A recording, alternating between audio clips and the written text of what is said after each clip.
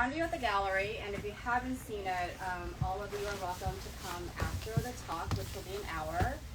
It's just across the street at 313A Harvard Street, and Brett will be there for a little bit, so please join us and hang out with him and see some of these little treasures.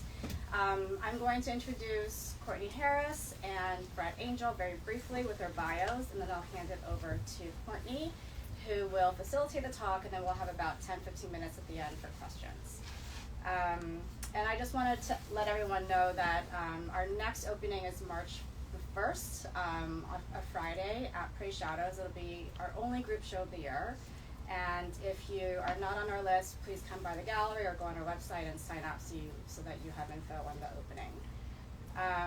Okay, Brett Angell is a Chelsea, Massachusetts-based artist. He received his MFA in painting at the University of Wisconsin-Milwaukee, studying under the noted landscape painter Tom Uttech.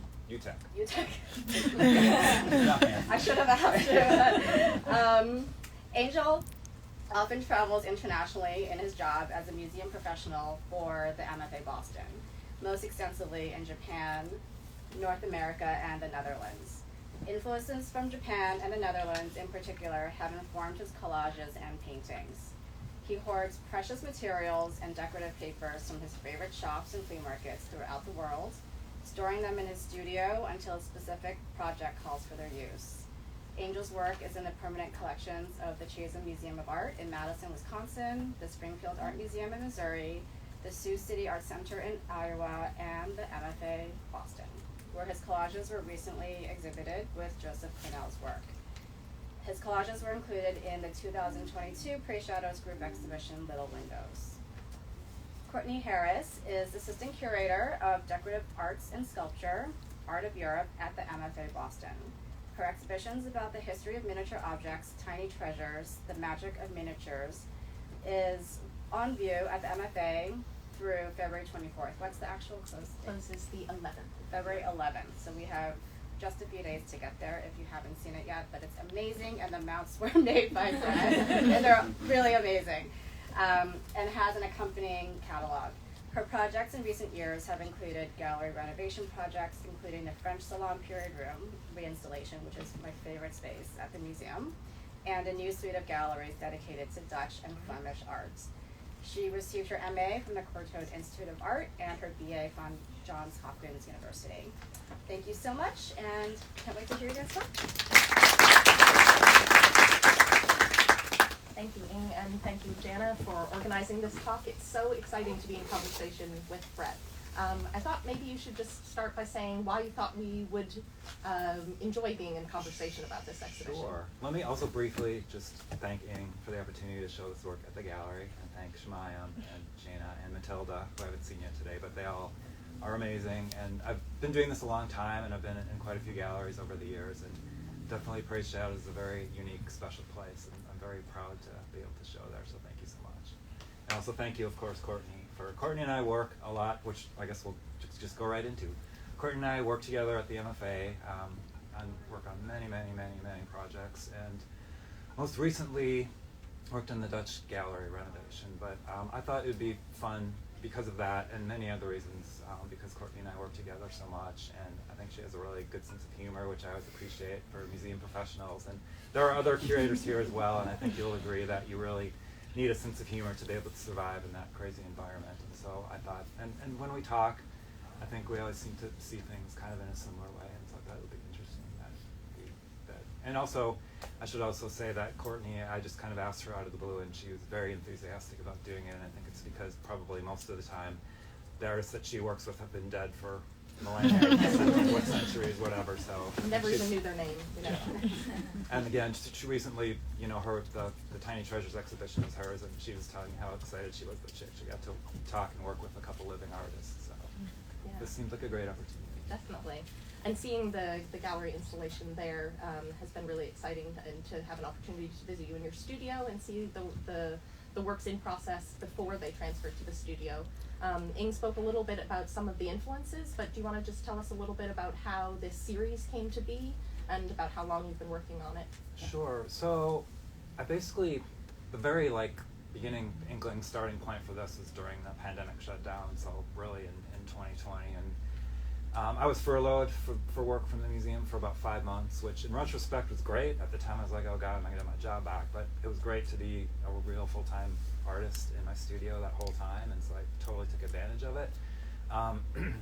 And during that time, I basically ended up having to use material that were already in the studio, because we didn't know what was going on and didn't feel comfortable to go out and get stuff. And so I was using old postcards and things. A lot of them were Dutch, and I was using all my scraps of wood and things like that, and making little like miniature collages like this out of all of them, which I've never shown. And that was kind of the real starting point. And then we all got called back to work. And shortly after that, we started working on the Dutch gallery renovation. And then that, I was looking at where I was going to go with this, and doing that renovation really seemed to like be the spark for me to get me going for that. And there's such like amazing material in there. Basically, because of the Van Otterloos, I think we're able to do the renovation. They're a generous gift of their Dutch paintings, and the quality and caliber of them is just like outstanding. So that was really kind of my inspiration and starting point. Great. And for those of you who know the Dutch galleries at the museum, they combine wonderful paintings with decorative arts. And I really love the way your works create decorative arts out of paintings. You actually cut things out of textbooks, art history textbooks and catalogs. What does it mean to be sort of repurposing art historical knowledge in your own way? So most of the images that are in there, the flat that I paint over, are literally cut out of a catalog, and they actually mostly happen to come from a catalog called Class Distinctions, which was Ronnie Baer, a former curator at the MFA, was one of her big shows at the MFA, and so that was really, I didn't cut up the beautiful pristine one I bought in the gift shop, but I got one on eBay that was kind of well worn and used, and so I've been cutting that one up and mining all the images from that. But I'm really interested in the handmade, like craftsman kind of thinking. Nothing's done on the computer, nothing's enlarged or shrunk. So, like I always often think of, I don't know if you're familiar with the artist Fred Tomaselli, but he's doing a similar thing where he's painting on the covers of the front page of the New York Times. But he scans the images, and so that they can be on archival paper. And then also lately he's been making them huge, so he's also changing the scale. But I'm the opposite. So I have these cigar boxes that they have to fit in, and so part of the fun of it is to cut these images out and figure out how I'm going to crop them and how they're going to fit in this predetermined box size. And so it's all very handmade and cut in the studio and done that way. And so I really want, everything is just so, like your iPhones and everything are just so pristinely designed. And while I want them to be well made and well crafted, I also want them to be obvious that they're made by hand. And I love seeing in your studio the cut-up version of the book. It kind of creates a new object with all of the images removed, and as you work through the different images, finding inspiration from each of them. It's really fun to see. And as you work through the book and use up the images, it gets harder and harder to figure out, and becomes more of a challenge. And I could just buy another book, but I've done this in other series, and it's fun to, like, as you start to get down to kind of the quote-unquote dregs of the images that are left, it's really interesting. You find new ways to do it, and all of a sudden it takes it in a new direction.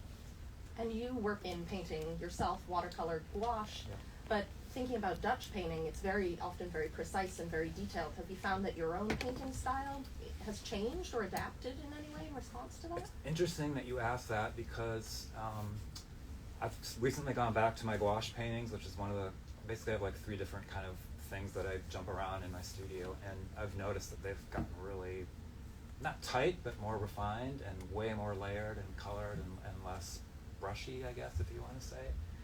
But the fun part of doing the painting on these too is that you have to, like, I actually paint on the printed images cut out of the book by hand with acrylic paint, and so part of the challenge is you have to paint like Vermeer, you have to learn how to paint like, Franz Hall or any of those people, and so it's an interesting challenge, because in these, the idea is to not to show so much that I'm painting them, but to make them look like they're, like this is the image, this is the actual thing you're looking at, and it hasn't been altered in any way. And I think that's maybe a good segue into the title of the show, hashtag #dutchfakes. So where did the title come from? Well, so I'm on Instagram, on social media, and I have to say, over the pandemic year, the post-pandemic years, it's been amazing for me. I know for a lot of people it's been very difficult, but it's opened up a whole world to me, and I've met so many people. and it's just opened up so many doors, both for selling my work and being exposed to other people. And so the Dutch fakes hashtag comes from that, but also it's kind of a play on the deep fakes, which is, you know, with all the AI stuff and everything we're doing now, where you're basically creating video images of people that look real, but they're just made up of other images, and it's not really real, and so it kind of playing off that a little bit. And I think something else in your work is this idea of like alternate histories as well, which is again really popular in popular culture. So how did you come up with the idea of connecting 17th century Dutch ships with the idea of space exploration, sea creatures? I spotted a dinosaur when I was looking again this afternoon. Because it's odd, I think. So the people that do know me that are here, I have a weird sense of humor, I think, and so it seemed, I'm really into alternative histories, and so like two of my friends are here totally into that. Eric von Daniken, the Swiss author who wrote Chariots of the Gods in the 60s, I can't remember, anyway, it's like, so now we have the whole Ancient Aliens thing based on that, this whole culture and everything, but I don't necessarily buy into what they're saying, but what I do love is the degree that they go into to kind of rewrite history and make things fit into their kind of storyline, and I'm just fascinated with that. I mean, seriously, I love it. I totally enjoy it. And so, again, I thought as I was delving into the Dutch thing that this would be the way to go, that I could create, like, again, because it was such a like high point as far as like science and arts and creativity and that thing, that I thought it made sense that we could make up all these other things, that they're like, getting these fancy tattoos, and that they're doing space travel centuries before the Russians did, and that we're, doing recreational drugs and just everything that we would do now, but they were doing it in the 17th century. And I just thought it would be both absurd, but also a fun, interesting kind of like way to go with it. And as you go along with that kind of alternate history thing, like, I kind of think of it as like, like we all stream series on TVs, right? Or if you think of sitcoms or stuff like that, usually the first episode or two, like all the characters are trying to feel out like what they're about and like how do they interact with each other. And then when you get later in the series, it gets really interesting because everyone's figured out like their boundaries and like where you want to go with it. And so then it gets really fascinating. I feel like that's where I was at now, and that I could just explore all these crazy different ideas within that. That's great.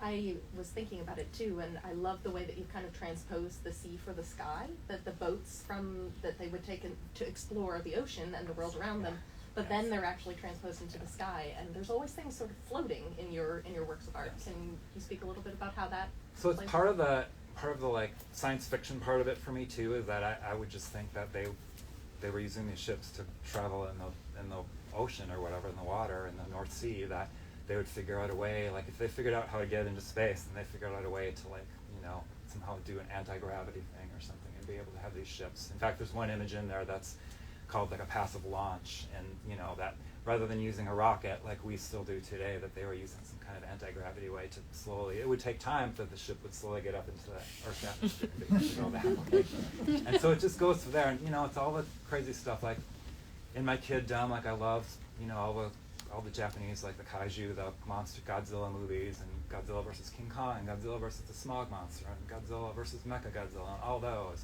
And I love science fiction, and I totally loved, even though a lot of it happened before I was born, but I loved like the Mercury and the Gemini and the Apollo, all those space programs. And so now all that stuff is kind of coming back into my work as an adult. And it's just fun to do it and kind of live in that world for a while. And you mentioned the role that humor plays in your own personal life and in work as well. You briefly mentioned tattoos. How do you find placing those like anachronistic things in there, like tattoos? And also, you said sometimes you use Dutch language, but just kind of translating it online. And so, I know you mentioned you're not sure sometimes if it's grammatically correct. And how do both like words and specifically word tattoos play a role in the way the figures are depicted?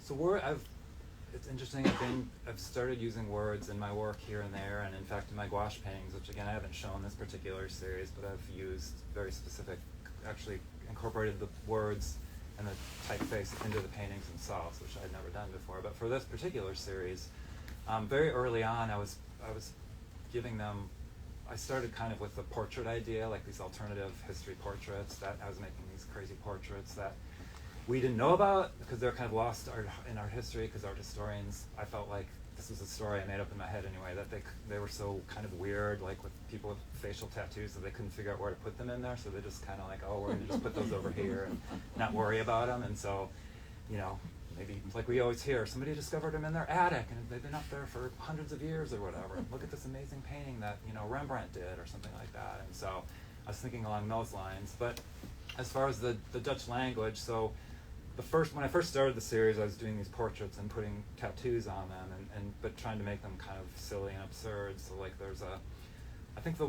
one of these is in the exhibition at the gallery, but there's a woman who has like these long, curly, beautiful hair, and she kind of has this half smile on her face. And so I gave her a really kind of severe neck tattoo that says krullen, I believe, which is Dutch for curls. And so I just thought it would be funny to like have that as a descriptor of what she looks like, but also I kind of love the contrast of having these, you know, obviously if you were a wealthy patron and you were going to be able to afford to like sit for these portraits, I don't think you'd be having facial tattoos and things like that, because you'd just be like ostracized from your society. But anyway, I went there, and I like the contrast of that with the severity of having a tattoo on their face or on their neck or whatever. And so it's kind of up to, you know, unless you look up the word or you're Dutch, you're not going to know what they mean, because I know some of the early ones too had this gentleman with a very kind of beautiful painting and very austere sitting there in his portrait, and then it just, I can't remember what the Dutch word is for it, but basically the translation was fart, and so that was tattooed on his forehead, which of course you would never do something ridiculous like that if you can have this very expensive, beautiful portrait made of you. And so, and I've also done some which are not in this exhibition that have gone out into the world since, but that have kind of patterning, like Delftware, kind of blue and white imagery, also tattooed on their face. And I thought it would be interesting that, why wouldn't people try that too, as a kind of decorative extension of all their housewares. Right. And you've mentioned some works that are in the show versus not. How large has the series been? How long have you been working on it? Well, there's 85 here, and then probably there's another maybe 100 total, because before I had met Ing and we kind of began the conversation about potentially having a show, I'd been selling some out of my studio directly to people, and so some of those disappeared right away in the beginning, but I'd say around 100 probably. And I love how in the gallery you've done two very different and distinct hangs. Having been to your studio and seen the way they're hung there, it's really nice that you've done this kind of salon style hang, and then the almost austere setting with them all right at eye height. How did you decide to do that, and how did the installation process go? Were you constantly moving them around on pegs, or did it all come to you in one go? So the idea, which I brought up with Ing when she did a studio visit, and she was amenable to me trying to do that, but in my studio, it's fairly small, it's where I live, it's a live and work kind of studio, and so space is limited, and so even as crammed as they are in the space in my studio, they're literally like an inch or two away from each other, and they're just wherever they'll fit in, because I don't have space, so they're literally from the floor to the ceiling all over the place. And so, and then I do have one wall in my studio that's kind of like a traditional gallery wall, where they have nice even space in between them, and they're all hung at like a similar kind of center line, eye level. And so I like that idea because it makes it seem very intentional. It's like when you walk in the gallery and you see this like kind of seemingly haphazard, you know, salon style. It's really not. It's very thought out about center line and how they're built off each other. And then my idea was that the wall on the opposite side of the gallery that's traditionally hung, I wanted to separate the kind of fake space program paintings out, because I felt like those were, for me, kind of a high point, and also they have a lot of painting and in-painting and a lot of extra work in them that some of the others don't have as much of that type of painting in them, and so I thought it would be kind of fun to separate those out. And then the whole rest of the gallery decided to just leave spare and blank, so that it's just these intense kind of focuses of these groupings of work, and then the rest of the gallery is kind of nice and open, so that it's not overwhelming either. And the hang went great. You know, I basically laid out and decided which ones that I wanted for the traditional hang, and then Shemaim and Matilda hung that wall for me, and then because it made more sense for me to do the kind of salon style, because it's just very intuitive and it's kind of like duplicating what I do in the studio, I just kind of started with my centerpiece and then just kind of built out on each side and up and down from there. And I think I kind of loosely looked at my watch. I think it was around 2 hours, 2.5 hours, something like It that. was So the easiest install we've ever. Professional. I did it all day. Yeah. So yeah, it was, and I'm thrilled with how it turned out and looks. Like, I've been back a few times for talks and to meet people, and when I look through the window, I love how it turned out. I'm very pleased with the arrangement of everything. Looks really good. Yeah. In the Ones for the Space Exploration program, there are a few elements that go beyond the cigar box. Specifically, it seems like in that series, but I know it's part of your work elsewhere. How do you incorporate those kind of sculptural elements, and what do you choose to have as those sort of toppers or side pieces? So a lot of them, if you haven't had a chance to see the exhibition yet, have, like, for instance, there's one about there's with a kind of, I call them Harlem knots rather than astronauts because they're from Harlem, but in the Netherlands. But so, like, the person that's on the moon, I decided that I would get these wooden balls and actually paint it like the moon and have that as, I call them finials, so there's kind of this moon on top of the kind of frame, the cigar box, if you will, and there's one from Mars that I did the same thing. There's one from Europa where I didn't do a ball, but I did a flat circular cutout and then painted, the moon Europa around Jupiter and did that. And so it's very intuitive because they don't all have it. Some do and some don't, but I'm very interested in these cigar boxes as being not only just frames, but part of the piece itself, so that, like, the painting, the image in there can't work without the box and vice versa. So in fact, I'm kind of backwards, and I make the boxes first and then make the images to fit the box, whereas most artists obviously make the paintings first and then they decide how they're going to frame them later on. And I like to make the box itself first because then it helps inform me, like, how I want to make the image that's going to go inside, and then they can kind of work off each other. And it's kind of at that point that I'm deciding if I'm going to add some kind of element to the outside. So there are some that have, like, little wooden flaps with hinges that you can open up and change. I also like audience viewer interactions. If you have it in your home, a lot of them have doors too. You can adjust the things yourself and have more options to it. So, and some of them have like fishing floats and lures and stuff like that on the top. And again, it's trying to, the reason I use the cigar boxes is because they kind of come with this crusty implied history already. So I get them for antique stores, and friends get them for me. Sally gets me all kinds of them, and Derek find me in antique stores in Maine. And so I love that implied history already before you even start. And so then that helps me to decide what else am I going to add to it. And so, I've wooden game pieces that I've got, and just all kinds of other cut-up boxes that I turn into little flaps and things like that. I just like to help make them more mine than just a cigar box. So I understand that everyone's going to see that they're cigar boxes, but then I like to go that extra kind of mile and make them more personal and kind of put my stamp on it, if you will. That makes sense. Yeah. We've talked a little bit about doors and the use of doors and layering. Obviously, we love the Dutch doll's house at the MFA. That's one of my favorite objects, and the way that you can play with the sort of reveal moment. Can you speak a little bit more about the way different layers, and then also the way you use paper on the layers to create the kind of contrasting patterns within the boxes? So some of them, but not all of them, is, if you have seen the exhibition, have literally doors, almost like a little shrine or something. And that comes from so many different things, and I'll try to go over them all briefly. But mostly I love the kind of theater of it, like having it be a little more dramatic, but also like the anticipation. So when they're closed, you want to open it, you're like, what's going to be inside? And I often think for myself, and I'm sure some of you probably can feel the same way, but when you look forward to going to see a movie or looking to go out to dinner or meeting friends you haven't seen for a long time, or go see a band or a show or something like that, how often do we get home and you're like, the anticipation is actually more exciting than the actual show or whatever. So hopefully my boxes fulfill that when you open the doors. But and also just kind of the shrine meditative aspect of it too. So Ing mentioned that I travel a lot for my job, and I've gotten to go to Japan many, many, many times. And one of my favorite places is in Kyoto, a place called Gion, which is kind of like when you cross the river from the modern part of the city to the more historic, it's kind of like you've stepped in a different time zone or something. And if you continue up, you can go up into the hills, you can take the philosopher's path and you can just go and hit all these temples, and it just goes on and on and on. And on the way, some of the times on the way to the temples and sometimes on the path of these little wooden shrines. So they're kind of wooden posts.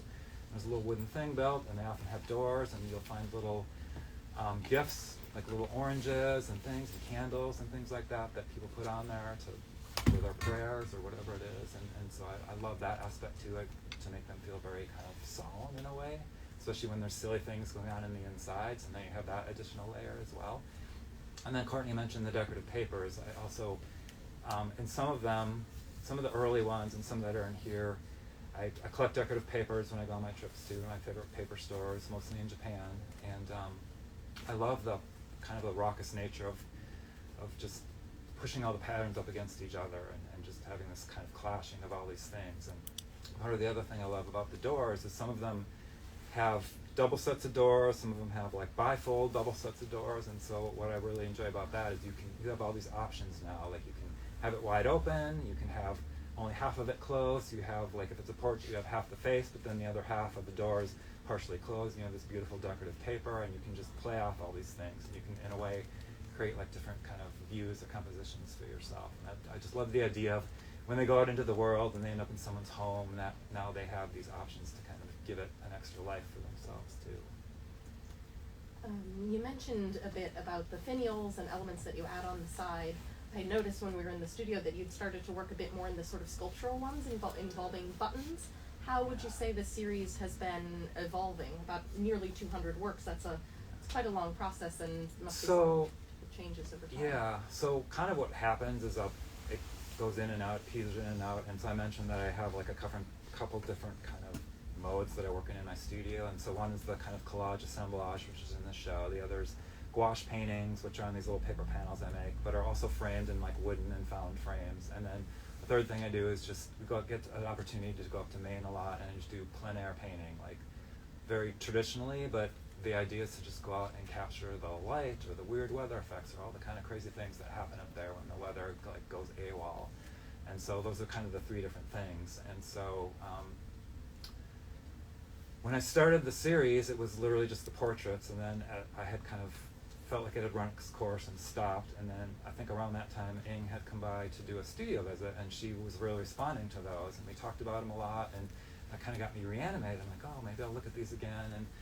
And then it just started a whole nother, like, I just started going again and did the space program themed things and it took there. And then again started to slow down a little bit again, and then I started thinking about getting inspired again at the MFA about the furniture that are in the Dutch galleries and some of the like amazing wood turning and just the designs of the furniture and things like that. And so that got me re-inspired to go almost completely sculptural and start taking these elements within the scale of the cigar box, but to create these little, almost like little sculptures. And so, you know, they're like little totems or like little like full lighthouses, or, you know, and Brancusi, of course, is in the back of my mind, even though he's Romanian, so it doesn't have anything to do with the Netherlands, but that was in the back of my mind as well. And then I started making almost like these little, almost like trophies in a way, or memorials, and I have all these boxes of buttons that I have that I've collected over the years, and so I thought it would be interesting to add those to the sculptural part of it, just to make them feel more obsessive. And I look at a lot of kind of untrained artists as well, or outsider folk artists, whatever you want to call them, and they often do things like that, whether it's bottle caps or garbage pieces of whatever, wrappers, foil, just things. They just have this proclivity to want to just like obsessively add these things to their pieces, and there's something about it that I love. And in the case of this particular series, I felt like it made it feel like it had some intention. Like there's a paddle in there, a wooden paddle that I honestly don't really know what it's for, and I just strung buttons and put them on the handle itself because it felt like it made it feel like it was maybe some kind of domestic tool, like for laundering clothes or for cooking or baking or something like that. And I felt like adding the buttons not only added to it visually, but also as far as like the idea of what it was, it made it feel like it was some kind of domestic tool or something. So I just kind of like that obsessive nature as well. And so, yeah, it's just had sprungboard kind of into the sculptural thing. And then at the very end, the last few, I kind of went back to painting again on images, and then that's kind of where it's stopped for now. And I love that you mentioned that sort of layering of pieces and drawing from folk art, but I find that your works in their accumulation, they're actually quite restrained. There's such a sense of sort of balance to it as well, while there's lots of layering of materials and space within it. I find that they really feel perfectly sort of tied up with a bow, I suppose. I think that's kind of my aesthetic again, like, you know, our place, the place I live in is kind of like that too. With my partner Mary, like I feel like we have these focused areas of stuff, and then there's areas that are just clean and pristine and opened up, and then there's these other areas where it gets intense again. And I feel like that's kind of my aesthetic. Like, I don't know if you guys are familiar with some of the Chicago Images people, like Ray Yoshida and Roger Brown and all the Chicago Images, and if you've ever gotten to go to Roger Brown's home in Chicago, it's amazing. It's just the way that's kind of an inspiration for me. He just collected voraciously both highbrow and kind of lowbrow stuff, for lack of a better term, you know, to toys and everything else. But he's incorporated into his space in such a unique and interesting way. And I think that when I was a student, we got to both work with him a little bit and see his place, and I think that was very inspirational. So I love the idea of having these intense moments, but then somehow having it just be very serene and calm and minimal as well. I mean, so like think about, if we're continuing with the Dutch scene, you think about Mondrian and people like that who, again, for lack of a better term, are very kind of restrained and very kind of minimal and calm in their final product, like the final painting. I think we've talked about, in terms of looking at small things and miniature objects, that idea that the world is so busy around you, but by giving something that's really hyper-focused and kind of, certainly in your work, constrained by the boundaries of the cigar box, it's allowing someone to really slow down and look super deeply and intently. And the way you do this kind of world building as well, I think is really well suited to this moment in particular. So I'm really interested in these works and trying to kind of have people do a double take, if you will. Like I don't remember that, you know, Vermeer painting looking like that, or I don't remember that being that Rembrandt painting. And so I'm really interested in trying to extract people out of the world we're in for even just a few seconds, and just to get you into my world and think about all those kinds of things. But also the scale too. Courtney touched on a little bit. Everything I do, I kind of call it domestic scale, or my work is domestically scaled, which is very kind of anti most contemporary art in the world. I mean, usually if you think about contemporary art, you think of, you know, huge 15-foot paintings, and they're usually in the lobbies of museums because they're too big to be in the galleries, or they're in, you know, wealthy collectors' homes because they're the only ones that can afford to have a home big enough to be able to display things like that. And so, well, I have nothing against it. I just, like, I don't think we need more 18-foot canvases in the world. So I'm trying to make domestic things that realistic people like us could have in their homes and display in their homes. And especially if you live in Boston, most of us probably have very small apartments. And so, you know, while that's not a major decision, it is always in the back of my head that I like to have things that people could put on their table next to their couch, or on a shelf in their home, or in their kitchen, or wherever it may be, and just be assimilated into their kind of lifestyle that way. And you also create these objects that are whole in themselves. That we were talking about how people display your cigarette boxes. Yeah. And you said you like them best just on their own because they have an integral structure to them. But it's funny to think about, you know, often we think about things needing to be framed or matted, but your works just almost exist with their own structure. And I think you think about structure so much at work, about holding things steady. I find it so interesting that the works you produce are like that. I do think that, even though you know, if you asked me ages ago, I'd probably be loath to admit it, but I definitely think like what I do at work influences a lot of what I'm doing in the studio now. And in fact, one of them even has the type of mount that we would do at work to hold the little element on top. And so even that part's kind of crept in. But yeah, I also like the, I mean, part of mount making, the part of the mount making that we do at the museum that's so fun is the design part. So you have this amazing, you know, whether it's a 3,000-year-old object or something that was made 2 years ago, you have it in front of you, and you have to hold it and figure out the weight distribution, and you have to see where the weak spots are and the strong spots, and then you have to figure out how am I going to support this thing, like, because maybe the designer wants this bottle like at an angle like this or something, like coming out of the wall, and so you have to figure out how do you make that work. And I love that kind of that first part where you're just sitting there with the object figuring out how you're going to design this mount that you're going to make for it. And that process happens in the making of these works as well.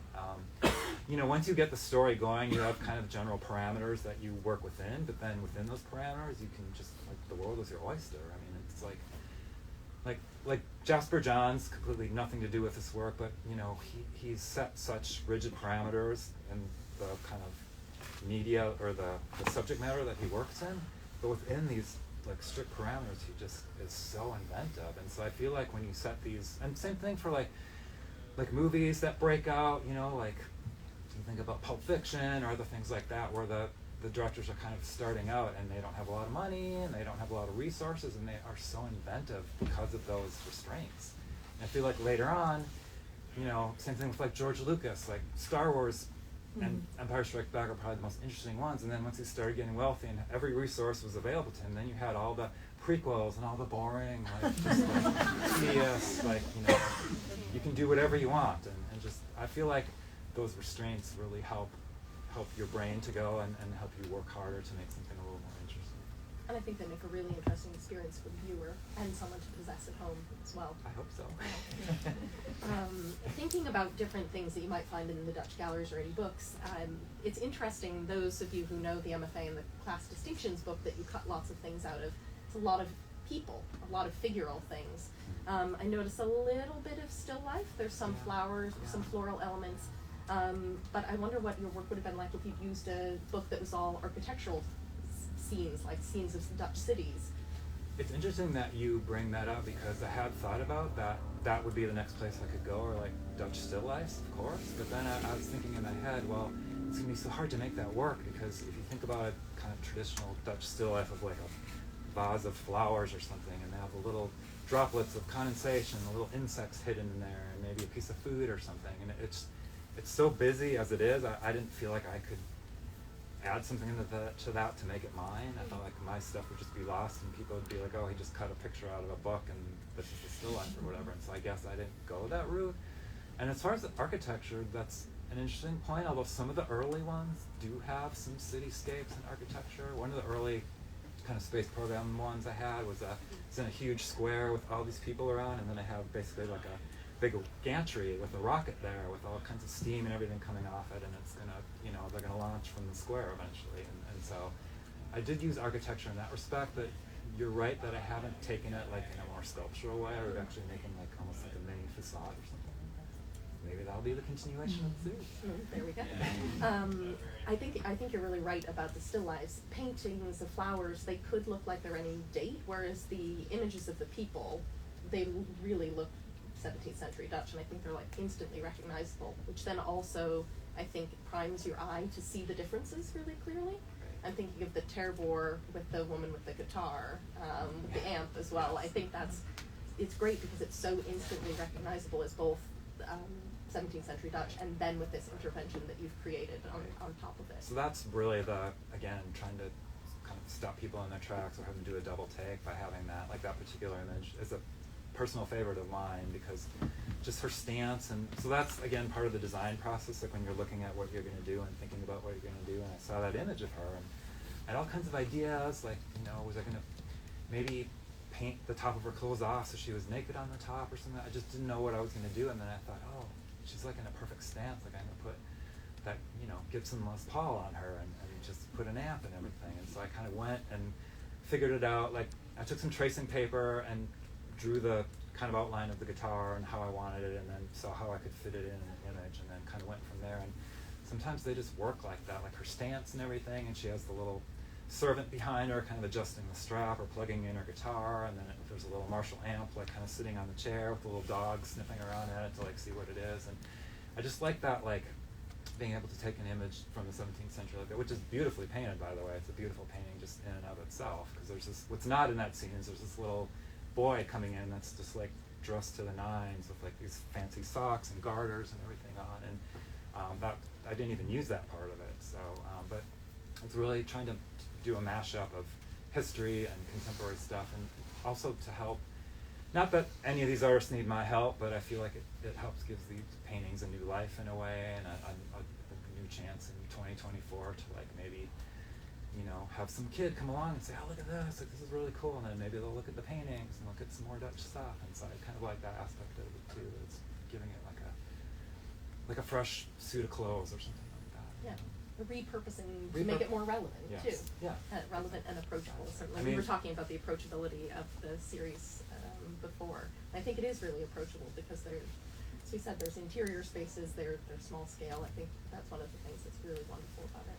I mean, when I go into museums too, again, talking about the small scale, like the first things I'm always attracted to when I go to a new museum is like the smallest paintings. I always go like right there, the smallest objects, and I don't know why that is, but I'm always like, I want to see what that is, and see how it's made and everything. And so that might be part of why I'm always attracted to like try to do that. So. I like the small things too. As we know. Yes.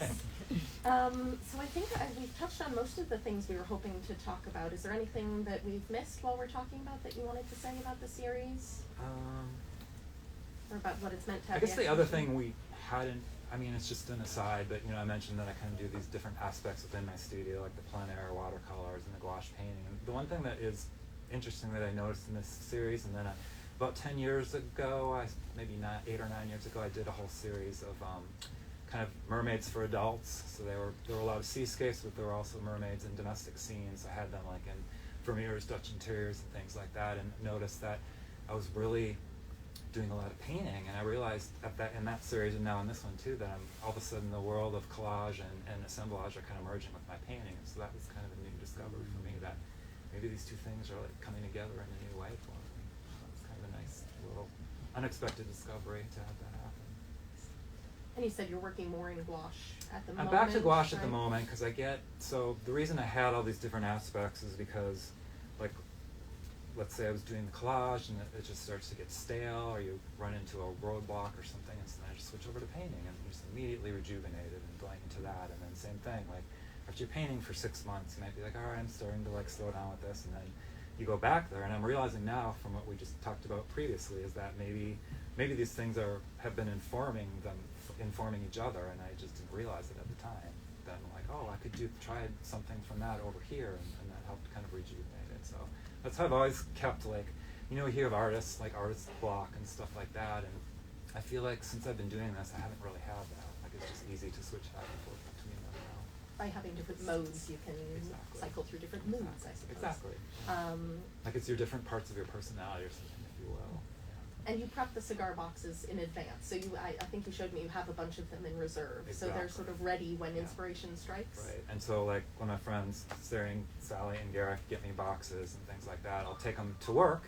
And we have a wood shop in the area that I work in. And so like in the morning before I start over lunch, I'll just outfit them all, do all the ripping down of the wood and cutting all that stuff, and then bring all that home and then assemble them and stain them and do all that kind of thing. And so, yeah, I have maybe 30 of them prepped right now, ready to go. And so I also like that because then when, you know, inspiration for me is very fickle, so I think it's really important to be in the studio a lot.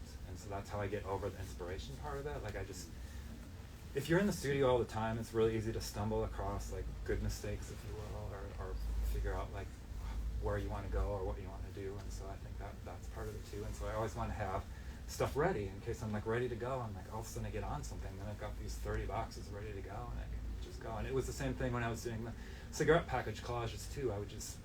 I'd prep like 30 of them and then just have them sitting on my desk and then just go, and they were always there ready to go. And if the supply started dwindling, I'd make another 15 or 20 or whatever, and just so that I think that's part of my personality too. I always like to have stuff stocked up and ready to go, like my paint and everything. I always, as soon as the tube's like halfway down, I'm like, oh, I better get a backup for that so I don't run out of that color or whatever. Stockpiling. And I guess we do it at work too. Like all our supplies that we use for mount making, like we're always, you know, like Garrick is a contractor that works with me very often and helps us get out of jams because we're very understaffed. And so he'll say, oh, we need more of this, and we'll just order a ton of it. And I'll say, oh, it looks like we're running out of this material, epoxy, whatever, we'll order more of it. And you always like to get ahead of things. Exactly. That's a big part of your personality. Which is why it's great working with Courtney, because she is an incredibly organized curator. And in fact, when we did the French salon, I think we did it in like a day, right? I think we installed the whole gallery a day or day and a half or something like that. So she's very prepared. Well, it's been a pleasure to be in conversation together. Likewise. It's always fun to talk, and especially to talk about small things. And congratulations on the show to you and Ing as well. It's really, really beautiful.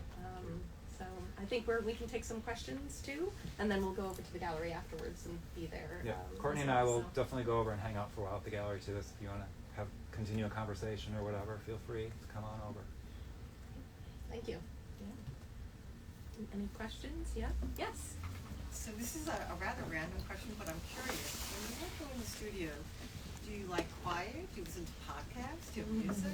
Interesting question. So I was talking earlier about I used to have a studio when I lived in Madison, Wisconsin, that shared space with futon makers. And so they're constantly, my studio was enclosed and had a door, but they're out in this kind of open area that had a balcony, and they were up on the balcony with their cotton batting with these big wooden paddles, bam, bam, bam, getting them all leveled out, and it's driving me insane. So I just listen to music all the time. And then now I find I listen to music all the time when I work in the studio. I find I can't listen to podcasts when I do that because I end up, I don't know if I just don't have the brain capacity to do 20 things at once, but when I'm listening to a podcast, then I'm just sitting there listening to it, and I haven't done anything for the last half hour. I'm just like staring at the painting. So I listen to music a lot, and it's very like, music has become a very important part. In fact, I'd probably consider it one of my tools that I use when I work. Is there a certain genre of music that's particularly? I am all over the board. I mean, everything. Pop, rock, old 70s stuff, classical music, jazz, country, but early country, everything. So when I was younger, my dad, who's into nothing but opera and classical music, he would force my sister and I to come downstairs and listen to some little piece of music. And I used to be like, oh, God. Just sit on the couch and sit there for 20 minutes listening to this, and like, yeah, great, all right. And then we go back and listen to Kiss or Queen or whatever it was, and could care less. And so I hated it at the time, but then as I got older, I'm like really interested in it and exploring all those areas now. So now in retrospect, I'm so glad that he kind of forced us to do that. So I'm all over the board, everywhere, everything, almost. I mean, I wouldn't, sorry, I'm not like Taylor Swift, that kind of stuff, but No, almost I didn't think everything so. else. Well, given that you put the guitar and the Marshall amp in the picture, you can tell you're not into Taylor Swift. Well, that's my ode to Peter Frampton, by the way. There. In Oh, I fact, was the title gonna is ask a you Peter that. Frampton song. So. Which musician, inspired you to put that in there? Yeah. Yeah. So you've spoken quite a bit about how you work quite closely with solid constraints. And then you spoke a little bit about mount making and how a lot of what you do in your professional, for lack of a better word, work is making similar kinds of constraints.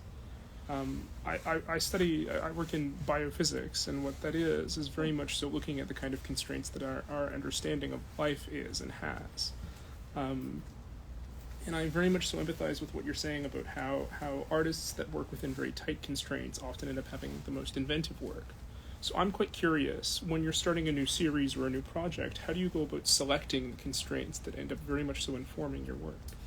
I think that selection happens as you kind of go along. So like I had mentioned the sitcom thing in the series, like we all know about Seinfeld, right? Like the first couple episodes of Seinfeld are so like awkward and kind of dry, and then you get to the last season and there's like firing on every cylinder because they've got every aspect figured out, and they know their little lines and they know how they're going to react. And so same thing for the series. When I start out, I don't really know where it's going to go, and so as I'm going along, like with this Dutch one, you start to set up parameters. Like when I first started in 2021 doing the portraits, I had no idea. Like it wasn't even a thought in my head that I'd be doing like a kind of fake space program thing later on. I never even dreamed of it. That came as I started to explore like what else I could do with it, and so that it just kind of grows and snowballs as you go along, and that helps you inform like the roads you can take, like what's going to be realistic within your kind of vision of your story, and what's not going to be realistic, and it kind of goes from there. Any other questions? Well, thank you all so much. It's so great to see so many familiar faces and such a great turnout on such a cold day. Thank you. Thank you. Thank you.